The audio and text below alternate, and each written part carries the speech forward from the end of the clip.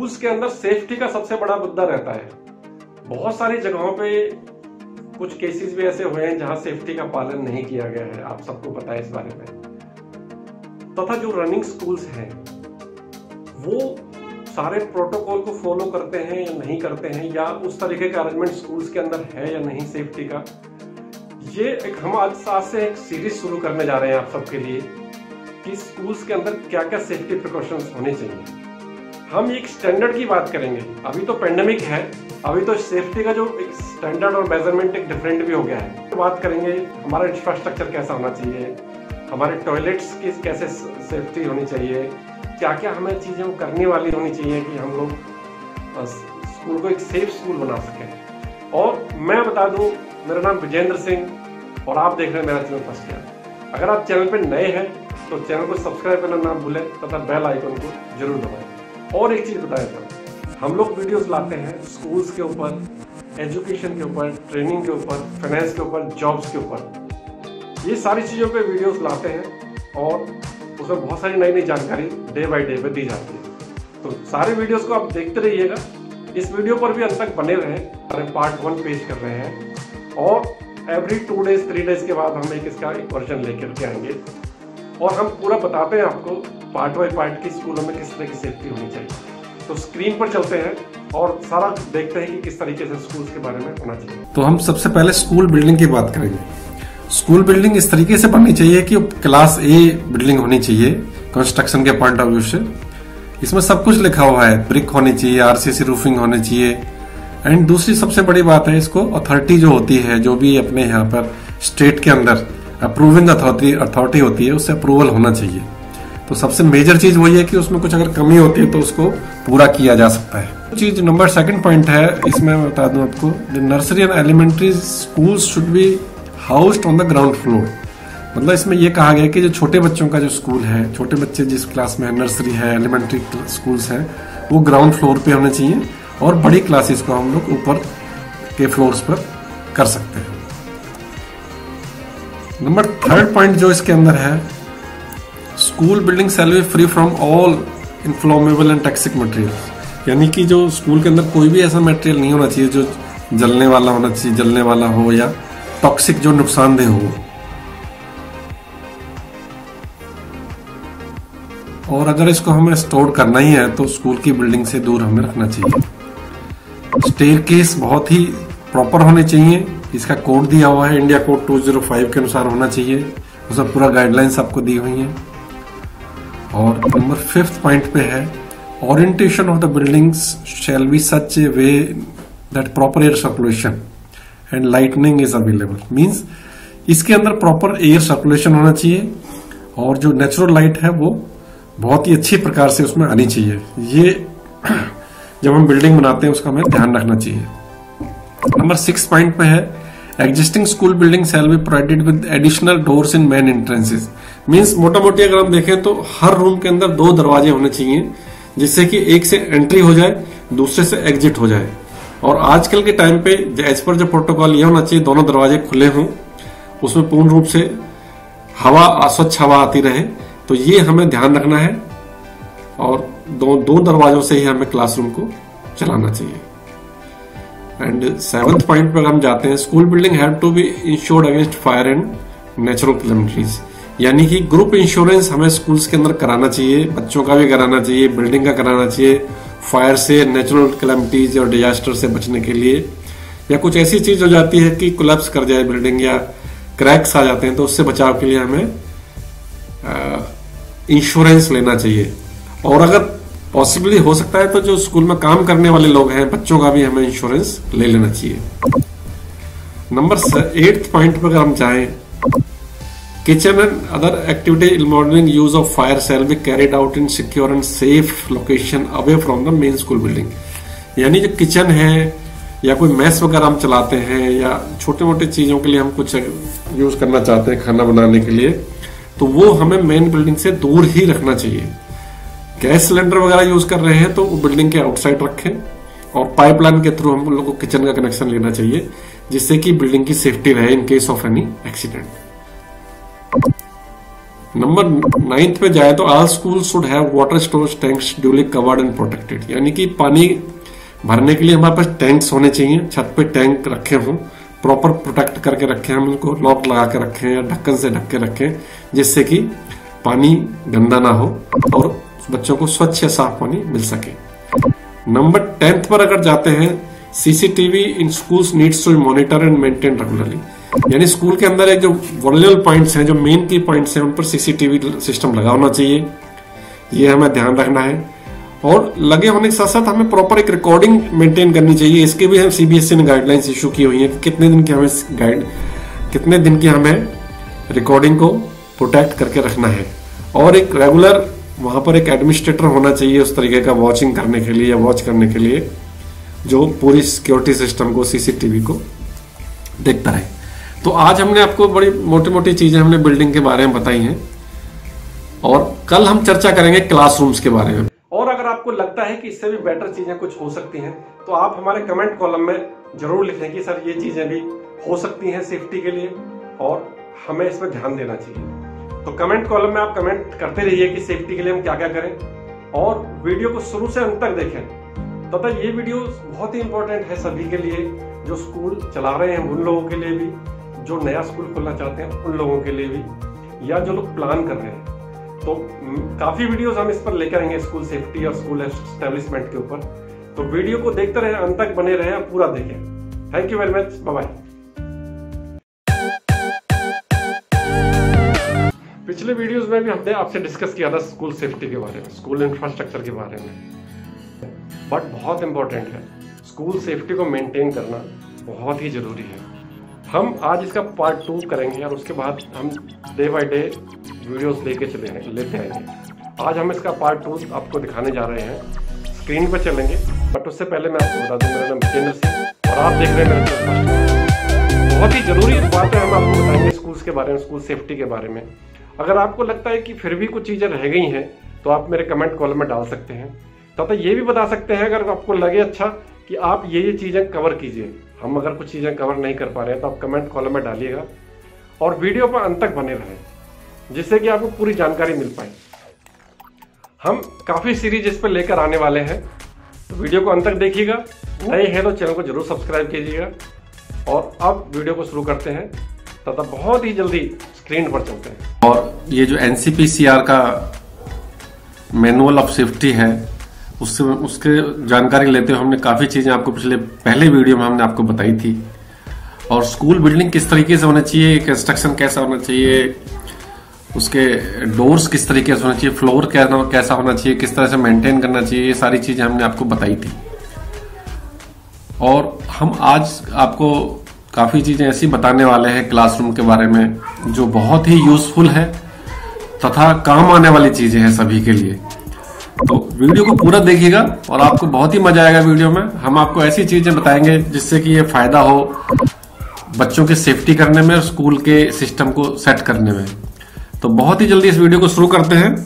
जैसा कि आप देख रहे हैं, ये क्लासरूम के बारे में आपको बताने जा रहे हैं कि क्लासरूम का सिस्टम किस तरीके से होना चाहिए।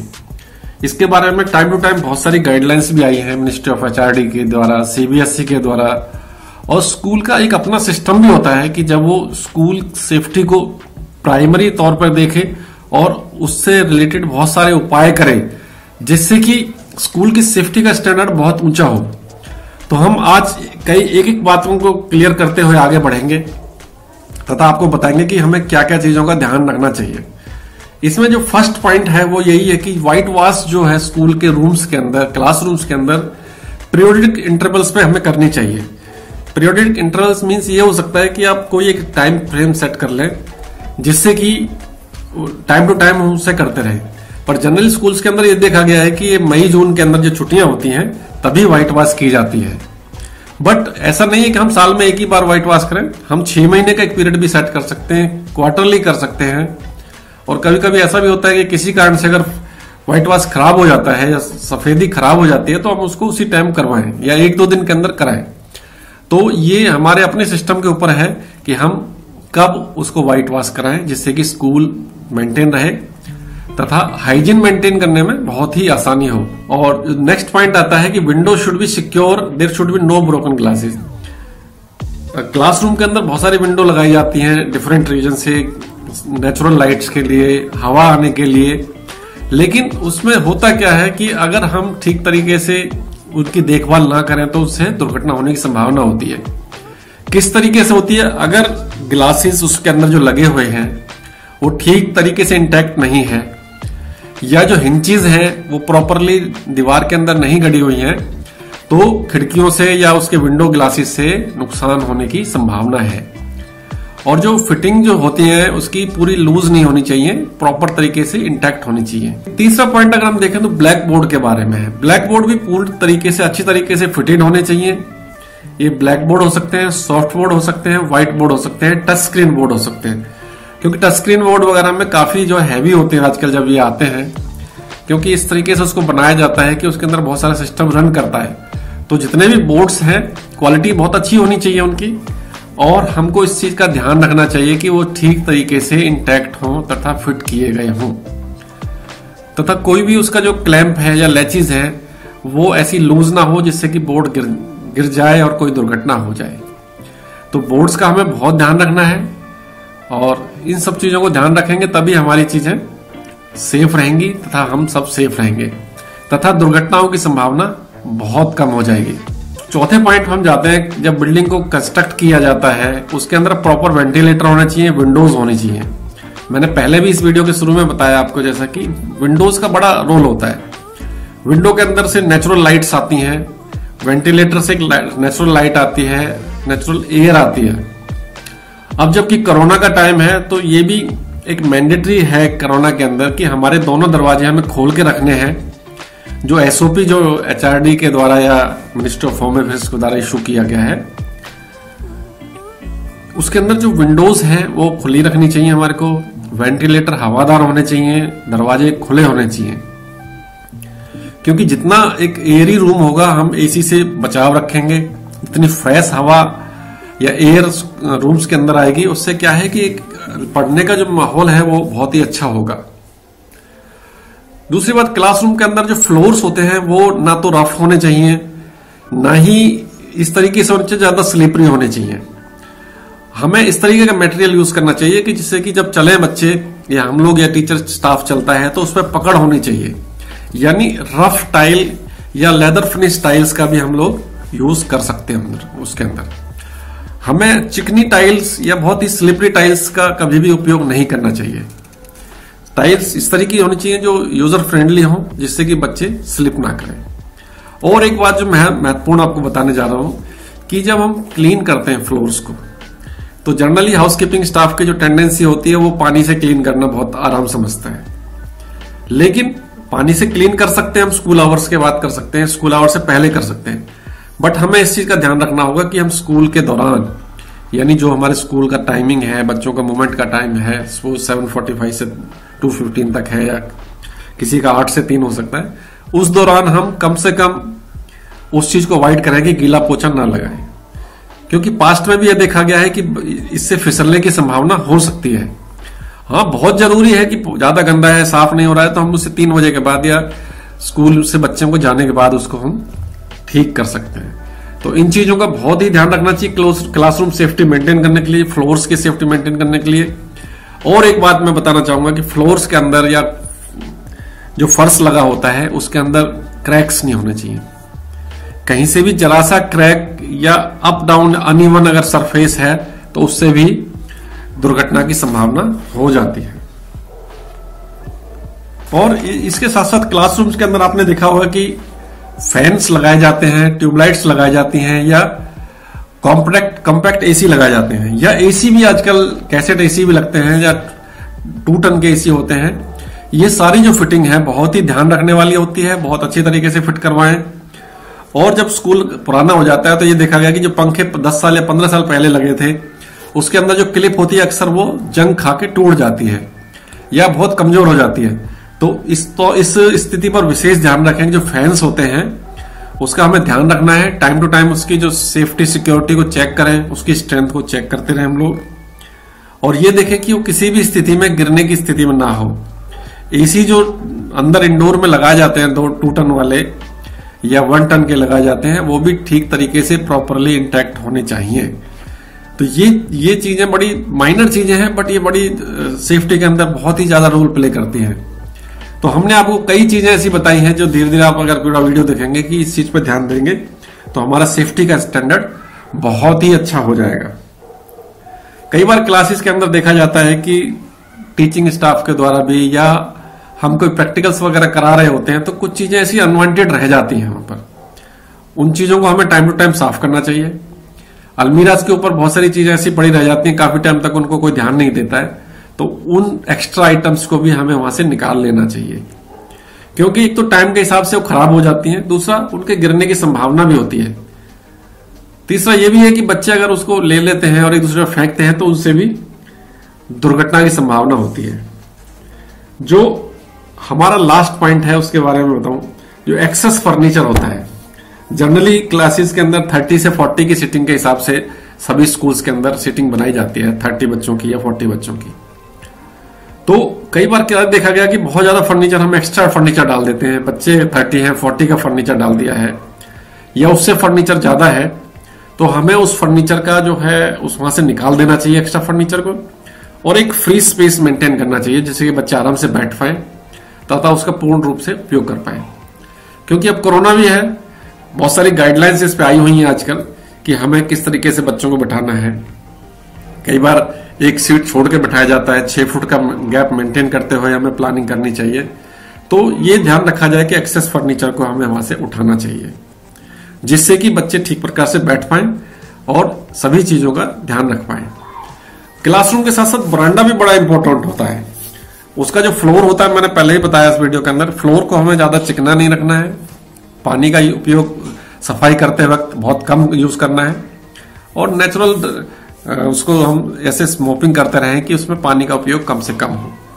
क्रैक्स नहीं होने चाहिए फ्लोर्स के अंदर, जो बरांडे के अंदर भी, और बरांडे के अंदर भी सॉफ्ट बोर्ड जो लगे होते हैं, इंफॉर्मेशन बोर्ड होते हैं, नोटिस बोर्ड होते हैं, वो भी ठीक तरीके से लगे होने चाहिए। और एक लास्ट में हम आपको बात बताने जा रहे हैं कि जब कई बार ये देखा गया है कि कुछ स्कूल्स जो है बेसमेंट होते हैं, माइनस में होते हैं, कुछ एक आध फ्लोर या हाफ फ्लोर, उसके सिस्टम को मेंटेन करना बारिशों के टाइम पे बहुत मुश्किल होता है। तो उसके लिए हमें पहले से ही प्लानिंग होनी चाहिए कि अगर बारिश हो जाती है और बेसमेंट है तो हमें पानी के निकालने की व्यवस्था किस तरह करनी है। या तो हम उसमें संकन एरिया है तो उसमें हम लोगों को मोटर सिस्टम ऐसा होना चाहिए कि पानी बरसे तो फटाफट निकाल दिया जाए मोटरों से। अगर वो नहीं है तो रेन वाटर हार्वेस्टिंग का उपयोग कर सकते हैं, और कुछ नहीं है तो हमें उस एरिया को, संकन एरिया को, जो डेप्थ एरिया है उसको कवर करना चाहिए जिससे कि पानी बिल्डिंग के अंदर ना जा पाए। तो दोस्तों, ये हमारा आज का दूसरा वीडियो था।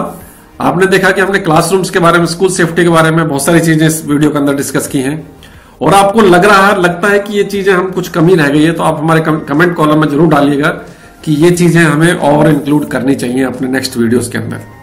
तो हम अगले वीडियो में भी बहुत सारी चीजें आपके लिए लेके आएंगे। तो इस वीडियो को अगर आपने पूरा देखा है, अच्छा लगा हो, तो चैनल को सब्सक्राइब करना ना भूलें अगर आप नए हैं चैनल पे। तो अगले वीडियो के साथ फिर से मिलते हैं। Thank you very much, bye bye, thank you, bye bye.